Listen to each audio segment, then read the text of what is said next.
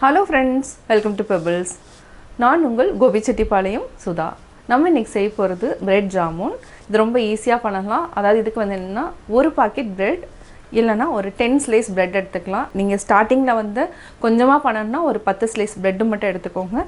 இது ஓரத்தில் கட் பண்ணிவிட்டு இதை வந்து மிக்சியில் கிரைண்ட் பண்ணிவிட்டு நம்ம அதுக்கப்புறம் மில்க் ஊற்றி பிசைஞ்சிட்டு செய்ய போகிறோம். வாங்க எப்படி செய்கிறதுன்னு பார்க்கலாம்.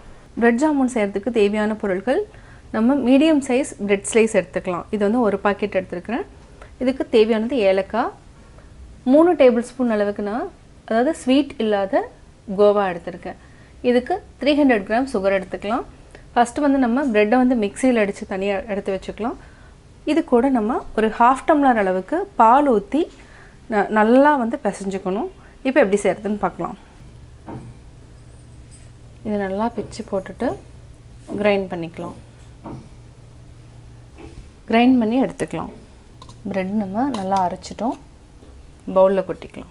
பார்க்குறதுக்கு நிறையா இருக்கிற மாதிரி இருக்கும். மில்க் ஊற்றி பிசைஞ்சதுக்கப்புறம் பார்த்திங்கன்னா கொஞ்சம் கம்மியாக தான் இருக்கும். இது கூட நம்ம கொஞ்சமாக ஏலக்காய் தூள் ஆட் பண்ணிக்கலாம். வாசனைக்காக மாவா அதாவது இனிப்பு இல்லாத பால்கோவா ஆட் பண்ணிட்டோம். இப்போ நம்ம பால் ஊற்றிக்கலாம். இதை நல்லா பிசைஞ்சுக்கணும். பால் வந்து ஜாஸ்தி ஊற்றாமல் நம்ம கொஞ்சம் கம்மியாக ஊற்றிக்கலாம். மாவாவை நல்லா மிக்ஸ் பண்ணிவிட்டு அதுக்கப்புறம் நம்ம மில்க் ஆட் பண்ணணும்.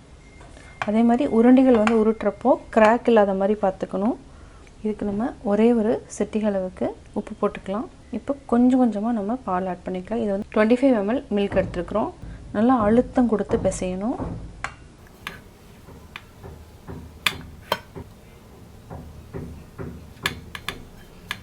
இதே மாதிரியே நல்லா கொஞ்சம் கொஞ்சமாக பால் ஆட் பண்ணி பிசைஞ்சுக்கலாம். ஆல்மோஸ்ட் பார்த்திங்கன்னா நல்லா பிசைஞ்சிட்டோம். இது வந்து மில்க் வந்து எவ்வளோ ஊற்றுறோமோ அவ்வளோ இழுத்துரும் ப்ரெட்டு. இந்த மாதிரி அழுத்தம் கொடுத்து பிசைஞ்சிட்டே இருக்கணும். இது வந்து ஒரு 3 நிமிஷம் வரைக்கும் நல்லா இதே மாதிரி பிசைஞ்சிக்கலாம். இப்போ மீதி இருக்கிற மில்க் அளவு பார்த்திங்கன்னா இவ்வளோ இருக்குது.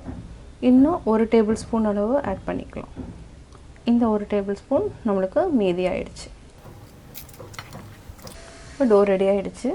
இது வந்து ஒரு 10 மினிட்ஸ் ஊற வச்சுக்கலாம். 10 மினிட்ஸில் நம்ம சுகர் சிரப் காய்ச்சிக்கலாம். சர்க்கரை போட்டுக்கலாம். இதுக்கு 1/2 டம்ளர் அளவுக்கு நம்ம தண்ணி விட்டுக்கலாம். கேஸ் ஆன் பண்ணிக்கலாம். இது வந்து என்னென்னா கம்பி பதம் இருக்கக்கூடாது. லைட்டாக வந்து பிசுபிசுப்பு தன்மை இருந்தாலே போதும். சர்க்கரை நல்லா கரைஞ்சிடணும். இதுக்கு வந்து நம்ம கொஞ்சமாக ஏலக்காய் தூள் ஆட் பண்ணிக்கலாம் வாசனைக்காக. இன்னும் ஆல்ரெடி வந்து நம்ம ப்ரெட்லேயே ஆட் பண்ணியிருக்கிறோம். அதனால் ரொம்ப ஆட் பண்ணணும்னு அவசியம் இல்லை. ஒரு சிலர் வந்து கலர் பிடிக்குதுன்னா கலர் கூட போடலாம்.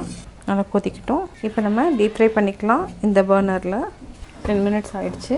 நல்லா அழுத்தம் கொடுத்து பிசைஞ்சிட்டு இப்போ உருண்டை பிடிச்சிக்கலாம். இது நல்லா ஃபஸ்ட்டு நல்லா இந்த மாதிரி தேய்ச்சிக்கணும். அதுக்கப்புறம் ரவுண்ட் பண்ணணும். அப்போ என்ன கிராக் வந்து விழாமல் இருக்கும்.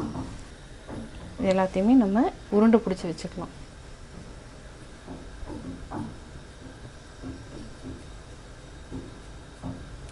டீப் ஃப்ரை பண்ணுறதுக்கு ஆயில் விட்டுக்கலாம்.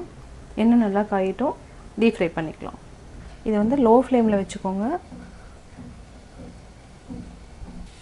பொன்னிறமானதுக்கப்புறம் நம்ம எடுத்துக்கலாம்.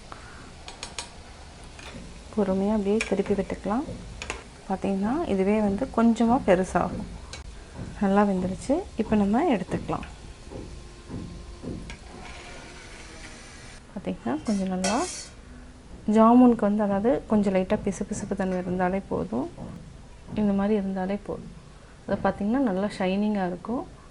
இதை வந்து பிசுபிசுப்பு தன்மைன்னு சொல்லுவோம். கம்பி பதம் வந்துருச்சுன்னா ஜாமுன் என்ன ஆகும்னா ரொம்ப அதாவது பர்ஃபி மாதிரி ஆகிடும். அதனால் இந்த பதம் வந்து கரெக்டான பதம். இப்போ நம்ம ஆல்ரெடி டீப் ஃப்ரை பண்ணதை போட்டுக்கலாம். ஊற வச்சுக்கலாம். சுவையான பிரெட் ஜாமுன் ரெடி.